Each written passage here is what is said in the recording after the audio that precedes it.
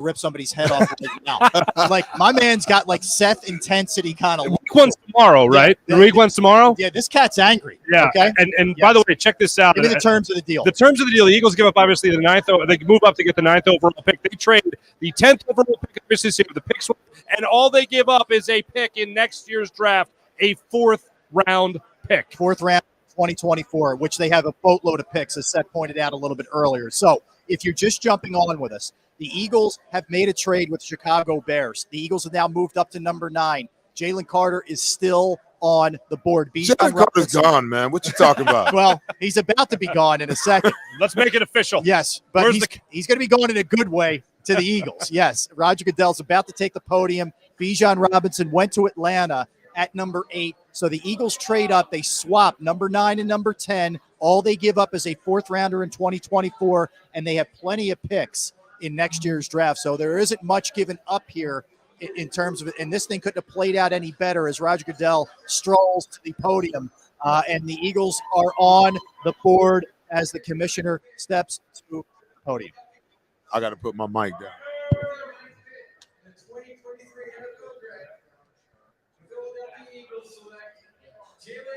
It is Jalen Carter. And you can hear the reaction here at Topgolf. Yes, you got to love it. You got to love these guys going crazy here and having fun here at Ocean Casino He's Resort. moved to tears, Rob. He is literally sorry to interrupt, but he's moved to tears. He's in a pink suit. He's very emotional. Drew Rosenhaus, of course, getting camera time. And now he's hugging relatives. He looks very excited. Seth, this really, it played out in the Eagles' manner in how he read the room, and then when he wanted to just slam it shut and make sure that nobody was going to jump up there and make any kind of move. He swaps with the Bears, doesn't give a whole lot up, and they get their man. Listen, man, this, like I said, this couldn't have felt any better if we all tripped on ourselves and fell over here tonight. I mean, this is, I can't explain to you, when you talk about the way that the Eagles like to play defense and the fact that they went and got a guy in Sean Desai who is a disciple of the same mindset and the same way that they're going to play defense that Jonathan Gannon ran last year. A Vic Fangio guy, then you need this guy. I mean, this is a need that the Philadelphia Eagles have. Now, you can talk about all that they lost, but in my opinion, this guy remedies a lot of problems. If you can get him in shape, get him motivated, and they've got enough guys around him, enough hard workers around him that will, like we talked about in the pregame, talk about, coming in and buying into the culture. You're seeing those tears because that kid's been through a lot in the last 4 or 5 months. And he's fallen, but man, thank God he's fallen. Yeah. I mean, I'm excited to see what this guy brings to this team because I think that he's a difference maker. The only thing I don't like is that suit. It's like a purple. It's a purple. You a suit like that. Listen, come on, Seth. You seen Fletcher's Super Bowl suit? Oh, yeah, don't even get me started with that. I mean, that class kind of looked like the one. He's very emotional, guys. I mean, he is crying. He was crying pretty hard when he just bro hugged Roger Goodell. Who's going to cry more, Sirianni or Jalen Carter this year? Good point. You know what? You know why he was crying? Because as Seth said, there's a lot of pressure off his shoulders. Absolutely. Here's a young man who was considered one of the best players in this year's draft. He had a dark cloud hovering over him. He had to listen to all the talk and criticism about him. Is he a bad guy? Could he be a bad locker room guy? Can you imagine being 21, 22 years old, and all you want to do is fulfill your dream of playing in the National Football League, and you have the opportunity to be one of the top 10 players taken in the draft, and knowing what we know about the history of rumors and stuff getting out on players and how players have slid down to the later 20s and even out of the first round, that's a big sigh of relief. But look at what Howie Roseman has done here. 3rd consecutive year, he's gone to the SEC for his first player. 2nd time in a row, he's gone to Georgia to get his player. This is another case of what Howie Roseman told us on Sports Take last year. He said, I had to learn to listen to people outside of me, including my grandfather. And which we thought was including Jeffrey Lurie. Jeffrey Lurie. Yeah, why don't we look at some of these guys in the SEC? Now, guys, you have 2 of his teammates playing alongside of him, Jordan Davis and Nakobe Dean behind them. Yes. And Nakobe Dean ate when he was behind those two guys in college. This sets it up very nicely for him now, stepping into that bigger role, Nakobe Dean. And listen, I agree with what you're saying. It's still a different game. Yeah. You know, you're coming up to the elite of the elite. And, you know, Jordan Davis has proven that he can stop the run. Now he's got to prove to us that he can rush the passer and stay on the field more than first and second down. And you heard Howie say, you know, last year when they had the discussion, you know, well, why can't he be a pass rusher? Mm-hmm. Well, it's time for Tracy Rocker to step up and train this guy and develop him as a pass rusher. Now you got this other piece here. You get these two guys. I mean, they're going to make Nakobe Dean's job extremely easy. You know, now he's got to get to a place where he can begin to read, you know, blocking schemes and understand how teams are attacking and knowing where he fits. Flow to, what's my gap responsibility? Flow away, what's my gap responsibility? And be able to decipher it and get there. And we know he can get there. Mm-hmm. And we know that he's a tackling machine. But I like what Howie's doing. I love this move. I've been saying from day one that this is the guy that they need to go get. The minute Devon Hargrave left and you begin to see that list just continue to compile of guys that you are losing on the defensive side of the ball, I pounded the table. I'm like, they've got to figure out a way to get Jalen Carter. And my God, it just fell right in our lap. Well, when you think about it, this is the very similar to move to what the Washington Commanders did when they went back-to-back years. Yes. Got Payne and Jonathan Allen. Yeah. And as mediocre as Washington is, those two have been the cornerstone of that defense. Now you have Jordan Davis and his former teammate, now Jalen Carter. So once again, as we thought, Howie, the organization, building this team from the trenches. And rightfully so. Yeah, and Deron Payne just got paid as well. He got paid. Set the table more or less. But you look at this defensive line now and what they're capable of. And you look, we don't know much about Sean Desai. We don't know what he's going to bring to the table exactly. All we know, and I know this might give people some, shudders, is that he's going to be similar to a scheme and philosophy of Jonathan Gannon. So if that is going to be the case, Seth, to your point earlier, you're going to need guys like that that can provide that push up the middle and get after the quarterback without having to dial up a lot of blitzes. Sure, we'd like to see more aggressive from time to time. Sure, we want to see second half adjustments. But with a guy like this, still with Fletcher Cox with a little bit left in the tank and a guy that you already have on this defensive line in Jordan Davis, you're going to have a lot of push in that middle to where quarterbacks in the NFC East, especially a guy like Daniel Jones, going to be running scared in the early goings of the next season. It's going to be dangerous. Think about this. Whether you're in your 4-man front or whether you're in your 5-man front, can you imagine Jalen Carter line up on the same side with Hassan Reddick and the games that they can run? Mm-hmm. Oh my gosh. Yes.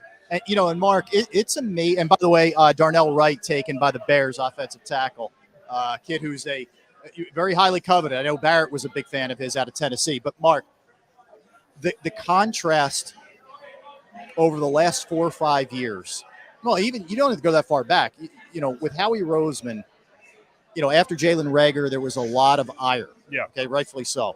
But you look at what he's done now over the last couple of years, and it's very much in Howie we trust. There is this unconditional belief that he will get this thing done, and this is yet another example of him now just owning this town in a big way. We've used the expression read the room multiple times already leading up to this pick tonight. And then, of course, after this pick has been made with Jalen Carter. And Howie has done that better than anybody. This wasn't a panic move or, I better move up to 2 spots or 3 spots or 4 spots or anything ridiculous like that. And all he gave up to do it is a 4th-round pick in next year's draft, which, by the way, now I believe you have 11 picks in next year's draft, including some compensatory picks as well. So this is an incredible job of Howie Roseman reading the room. And not only that, getting a need and also a player that I think was the best available at the time. And yes, when you talk about the fan base here, it's amazing how it has turned. I mean, you look at the game that the Eagles played in Houston against the Texans this year. Yeah. He goes over to the fan who has the sign, Howie, you're forgiven. And Howie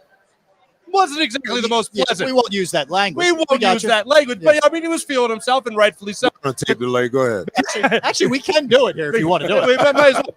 But Howie understands, and I think the fan base now understands that it's not anymore about being scared about what Howie Roseman is going to do on draft night. It's more so looking forward to the excitement of Howie yet again nailing a pick. And I know we could all talk about Justin Jefferson, and we could talk about Jalen Reagor as you mentioned a second ago, Rob.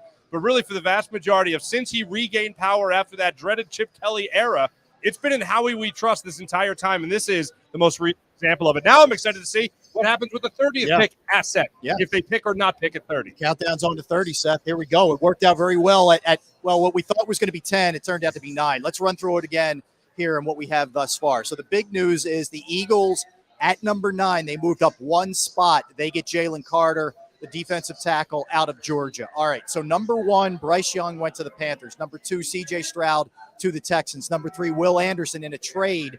The Texans go back-to-back with picks. They get Will Anderson, the edge out of Alabama. Number 4, Anthony Richardson goes to the Colts with Shane Steichen. Number 5, Devin Witherspoon goes to the Seattle Seahawks, the cornerback. Paris Johnson goes number 6, offensive lineman to the Cardinals. Then we keep moving here with Tyree Wilson, edge. That was really where this thing shifted, where you felt like the Eagles have a pretty good chance to get Jalen Carter. But that was at number 7. That's who the Raiders took, Tyree Wilson. Bijan Robinson goes number 8 to the Falcons, running back who a lot of Eagles fans coveted. Then the Eagles make the trade up from 10 to 9. They swapped with the Bears. They gave up a fourth rounder in 2024. They gave up number 10, and they drafted Jalen Carter there at number 9. And now, Darnell Wright goes, the offensive lineman, goes to the Bears. Makes sense for the Bears to do that, considering they want to protect Justin Fields. But nonetheless, the big story is the Eagles get their man. As Derek pointed out a little bit earlier from his sources, the people that they were looking at, their pecking order here, Derek, was number 1, Jalen Carter. Yes. Number 2, Paris Johnson. And number 3, Bijan Robinson. Yes. So Paris Johnson and Bijan went ahead of them. They ended up getting the number 1 guy that they had targeted for them at that number 9 spot. So that's pretty remarkable stuff right there. No question about it. When you look at this draft, it's just another example of what you think you know, you don't really know. Look at the cornerback situation. Everybody thought Gonzalez was the odds-on favorite to be the number 1 quarterback off the board. We knew Seattle needed secondary help. They bring Bobby Wagner back to stabilize the middle of that defense. He is beloved in that city like no other player in that city. They've added some other defensive players during this offseason. Now you got to start getting younger. When they were the Legion of Boom, what did they do? They built that secondary.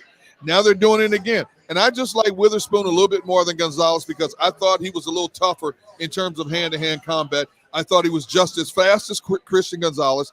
And like I said earlier in the show, the only thing he's going to have to learn is get less and less pass interference calls. And that's hard to do in today's game because cornerbacks that play their game no matter what. You get one set of referees that let a lot of stuff go. You get another set of referees that call every ticky-tack thing that happens on a football field. He's got to learn that you can't just blanket people. There's a technique involved in this, as Seth will tell you. There's a technique involved in there, and you can disguise little things to get away with certain things when you cover some of these gazelles coming off the line of scrimmage. These wide receivers today are extremely crafty, too. Yep. So a lot of the things that he could get away with last year, the learning curve is going to be tremendous for him because when you're lining up against 1s and 2s in the NFL, the way these guys run routes and the way they set you up, you can be over-aggressive and get roasted. So to your point, D-Gun, I understand what you're saying, and he's not going to be able to get up in guys' face the way he did at Illinois. Right? Illinois is the Big Ten, is not the NFL. You're talking about these ultra-level, top-level wide receivers, and as a rookie, you're going to get targeted. Right? They're going to line Justin Jefferson up on you. They're going to line up, A.J. Brown on you. You understand what I'm saying? They're going to line up Devontae Adams on you to see what you got, to see how quickly you can mature. Yeah. All right, we're going to step aside for 60 seconds. You don't want to go anywhere because when we come back, our own John McMullen from Birds 365 is going to join us from the NovaCare Complex. He'll give us the latest on what he's hearing with the Eagles drafting Jalen Carter. Yes, the Georgia defensive tackle. They got their man, folks. They got Jalen Carter. We'll get a quick timeout. You are watching the JAKIB Draft Special presented by IBEW Local 98 live from Ocean Casino Resort, Topgolf.